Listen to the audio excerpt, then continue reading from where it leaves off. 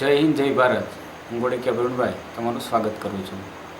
આ વિડીયો દ્વારા આપણે ગુલમર્ગ કી ખિડકી સે એક રાત જે આપણો ધોરણ 9નું જે પાઠ છે એ સાહિત્યના પ્રશ્નોની ચર્ચા આપણે કરવા જઈ રહ્યા છીએ। ચેનલમાં જો તમે નવા છો તો ચેનલને સબસ્ક્રાઈબ કરો, જો જૂના છો તો લાઇક શેર કરી અને અન્ય વિદ્યાર્થી સુધી પહોંચાડો।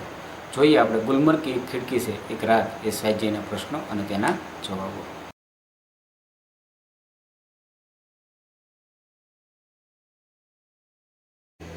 गुलमर्ग की खिड़की से एक रात स्वाध्याय का पहला प्रश्न। निम्नलिखित प्रश्नों के एक एक वाक्य में उत्तर लिखिए। इसका पहला प्रश्न, गुलमर्ग का भौगोलिक वातावरण कैसा है? इसका उत्तर है गुलमर्ग ऊंचाई पर पहाड़ियों से घिरा हुआ ठंडा स्थान है। दूसरा प्रश्न, लेखक ने गुलमर्ग के साथ व्यक्ति की आत्मीयता बढ़ने का क्या कारण बताया है? तो इसका उत्तर है लेखक ने गुलमर्ग के अपार आकर्षण को उसके साथ व्यक्ति की आत्मीयता बढ़ाने का कारण बताया है। तीसरा प्रश्न है, खिड़की के पास खड़ा लेखक बरसाती घटा को देखकर किस बात की प्रतीक्षा करने लगा? इसका आंसर है खिड़की के पास खड़ा लेखक बरसाती घटा को देखकर इस बात की प्रतीक्षा करने लगा कि वह घटा उस तक पहुँचे और उसे अपने में लपेट ले। चौथा प्रश्न है, तूफान के एकाएक रुक जाने पर लेखक को कैसा अनुभव हुआ? इसका उत्तर है तूफान के एकाएक रुक जाने पर लेखक को ऐसा अनुभव हुआ जैसे उनका दम घुटने लगा हो। पांचवा प्रश्न है, लेखक को किस बात का अफसोस हुआ? इसका उत्तर है लेखक को इस बात का अफसोस हुआ कि वह बरसाती घटा उसके बराबर नहीं हो सकी। छठा प्रश्न है, लेखक ने गुलमर्ग की पगडंडियों के लिए क्या उपमा दी? तो हमने पता है कि लेखक ने गुलमर्ग की पगडंडियों के लिए पतली पतली नरम बाहों की उपमा दी। उसके बाद स्वाध्याय का दूसरा प्रश्न है कि निम्नलिखित प्रश्नों के दो वाक्यों में उत्तर दीजिए। इसमें पहला प्रश्न, गुलमर्ग से विदा होते समय सैलानियों को कैसा एहसास होता है? तो हमने पढ़ा था कि गुलमर्ग में रहते हुए सैलानियों को उससे गहरी आत्मीयता हो जाती है, इसलिए वहाँ से विदा लेते समय उन्हें अपने आप से बिछुड़ने का अनुभव होता है। दूसरा प्रश्न है, लेखक ने गुलमर्ग के दिन को वाचाल क्यों कहा? तो इसका उत्तर, गुलमर्ग में रात आते ही सब कुछ खामोश हो जाता है। दिन में सैलानियों के कारण वहाँ बहुत चहल पहल रहती है, इसलिए लेखक ने गुलमर्ग के दिन को वाचाल कहा। तीसरा प्रश्न है, सैलानी कब और क्यों सिहर जाते हैं? इसका आंसर है सैलानी बर्फबारी होने पर अत्यंत ठंडक के कारण सिहर जाते हैं। चौथा प्रश्न है, लेखक की प्रतीक्षा असफल क्यों हुई? तो इसका उत्तर है लेखक तूफानी हवा के साथ आ रही बरसाती घटा से घिर जाने की प्रतीक्षा कर रहा था, लेकिन तूफान रुक जाने से घटा उस तक नहीं पहुंची, इसलिए लेखक की प्रतीक्षा असफल हुई। उसके बाद तीसरा प्रश्न है कि निम्नलिखित प्रश्नों के 5 वाक्यों में उत्तर लिखिए।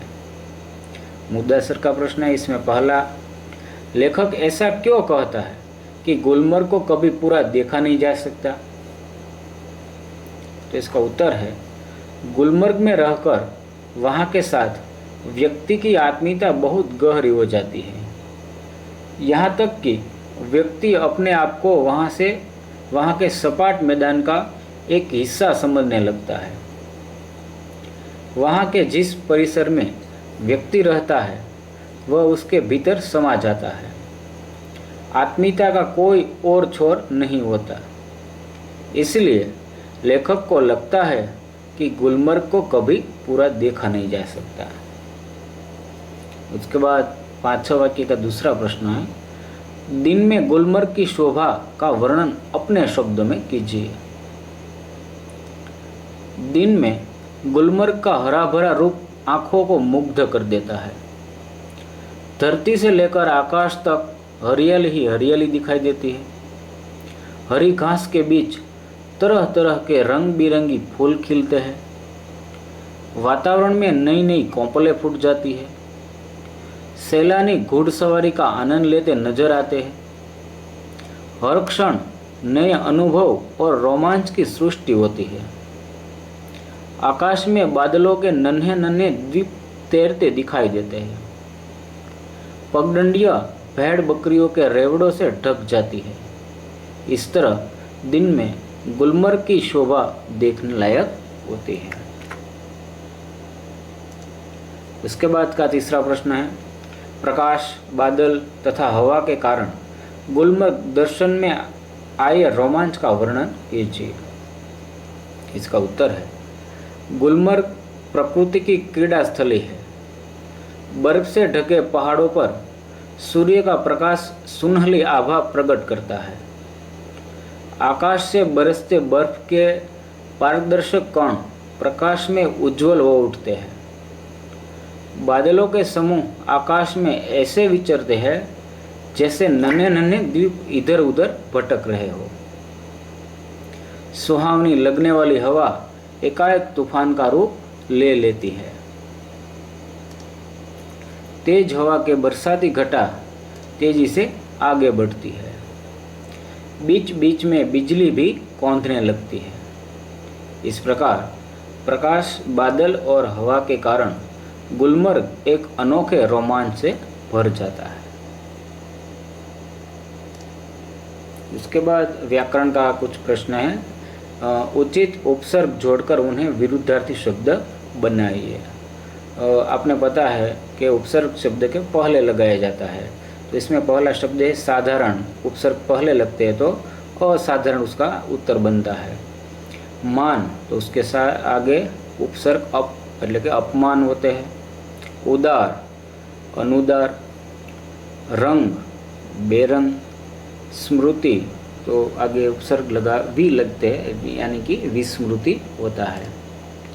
उसके बाद का प्रश्न है दूसरा के उचित प्रत्यय जोड़कर विशेषण शब्द बनाइए। तो उपसर्ग पहले लगते हैं और प्रत्यय पीछे लगता है, बाद में लगता है। तो पहला शब्द है सुरमा, तो सुरमा ई, वहाँ ई प्रत्यय लगा। बरसात, बरसाती, वहाँ भी ई प्रत्यय लगा। तूफान, तूफानी। चमक, चमकीला यानी कि चमकदार, ऐसे भी बनते हैं। विस्फोटक, तो विस्फोट, तो विस्फोटक। उसके बाद तीसरा प्रश्न है उचित प्रत्यय जोड़कर संज्ञा बनाइए। शब्द है लाल, तो इसकी संज्ञा बनती है लालिमा। खामोश, तो इसकी संज्ञा खामोशी। कमजोर, कमजोरी। आकर्षक, तो उसका उत्तर है आकर्षण। उसके बाद सातवां प्रश्न है वाक्य में प्रयोग कीजिए। वहाँ कुछ शब्द दिए गए हैं। पहला है विस्फोट, आकर्षण, पारदर्शक और रोमांचक। तो इसमें पहला है विस्फोटक, तो उसका वाक्य है, इसका अर्थ है किसी पदार्थ का तेज आवाज के साथ फटना। वाक्य प्रयोग करते हैं, बम विस्फोट से आसपास के मकान हिल उठे। दूसरा शब्द है आकर्षण, जिसका अर्थ है खिंचाव। वाक्य प्रयोग, तितलियों को फूलों का बड़ा आकर्षण रहता है। तीसरा है पारदर्शक, यानी कि आर पार दिखलाई देने वाला। इसका वाक्य प्रयोग, घना कोहरा अब पारदर्शक होने लगा है। चौथा प्रश्न है रोमांचक, तो इसका अर्थ है रोंगटे खड़े कर देने वाला। वाक्य प्रयोग, जादूगर ने बड़े रोमांचक खेल दिखाए।